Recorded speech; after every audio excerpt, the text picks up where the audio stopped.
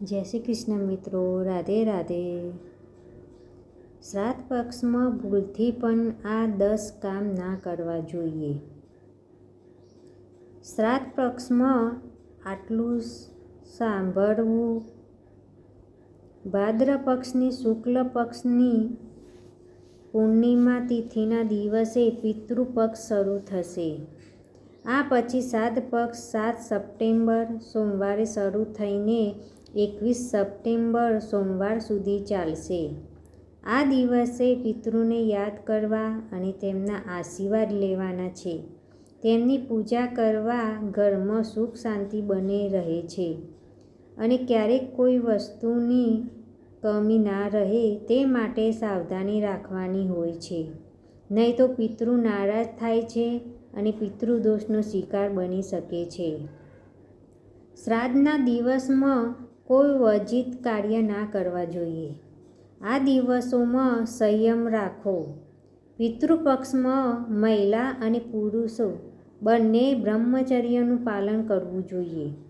આ દિવસમાં પિતૃ ઘરમાં સૂક્ષ્મ રૂપમાં રહે છે। આ દિવસો પિતાના આશીર્વાદ લેવાનો અને તેમને યાદ કરવાનો સમય છે।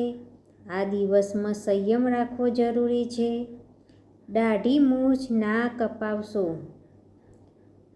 પિતૃપક્ષમાં પુરુષોએ દાઢી મૂછ ના કપાવવા જોઈએ। સાથે જ શ્રાદ્ધના પિંડોને ગાય કે બ્રાહ્મણને આપવા જોઈએ। આ રીતે કરાવો ભોજન। આ દિવસમાં લોખંડના વાસણનો ઉપયોગ ના કરો।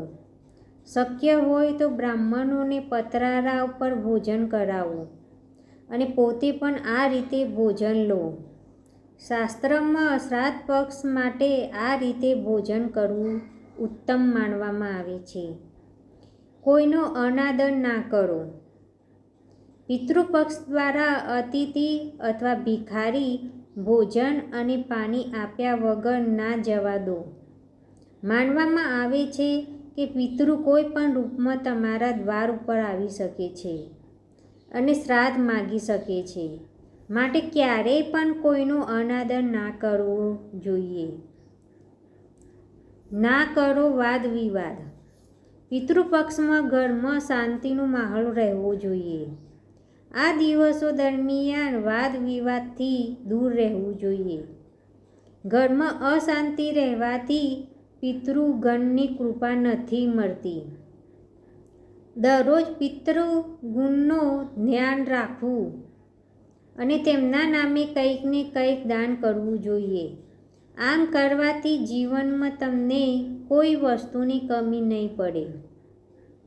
બપોરના સમયે કરાવો ભોજન। શાસ્ત્રમાં કાળા તલનું મહત્વ છે।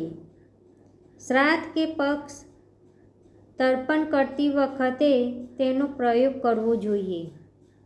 આ વાતનું ધ્યાન રહે કે બ્રાહ્મણોને બપોરે ભોજન કરાવો।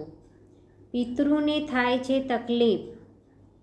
પિતૃપક્ષમાં નવું ઘર નવા કપડાની ખરીદી ના કરવી જોઈએ। સાલમાં નવું ઘર લેવાની કોઈ મનમાની ન કરવી જોઈએ। જે ઘરમાં પિતૃનું મૃત્યુ થયું છે ત્યાં તેઓ પાછા ફરે છે। આ સમયે જ્યારે પરિવારજનો તે સ્થાન ઉપર નથી મળતા તો તેમને તકલીફ થાય છે। આ વસ્તુઓનું સેવન ના કરો। ઘણા લોકો વાસી ખાવાનું ખાય છે, પણ પિતૃપક્ષમાં આ વાતનું ખાસ ધ્યાન રાખવું જોઈએ। સાથે જ આ દિવસમાં માંસ અને મદિરા પાન ટાળવું જોઈએ। પ્રાણીઓને હેરાન ના કરો। પિતૃપક્ષમાં પશુ પક્ષીઓને અન્ન અને પાણી આપવું જોઈએ। કોઈ પણ પ્રાણીને પરેશાન ના કરવું જોઈએ। તેનાથી પિતૃગણ નારાજ થઈ જાય છે। સાથે જ ચતુર્દશીએ શ્રાદ્ધ ના કરવું જોઈએ। એકલા ના જવું જોઈએ। શ્રાદ્ધ પક્ષમાં દિવસમાં રાત્રે કોઈ પણ સુમસાન જગ્યા ઉપર કે સ્મશાનમાં એકલા જવાનું ટાળવું જોઈએ। આ દિવસમાં લોકો તંત્ર મંત્રની વિધિ કરતા હોય છે। આ દિવસમાં ખોટી વસ્તુઓને અડકવું પણ ના જોઈએ। તો મિત્રો, આ વિડીયો ગમ્યો હોય તો લાઈક કરજો, શેર કરજો, સબસ્ક્રાઈબ કરજો ને કોમેન્ટમાં ઓમ નમઃ શિવાય લખવાનું ભૂલતા નહીં. જય શ્રી કૃષ્ણ મિત્રો. રાધે રાધે.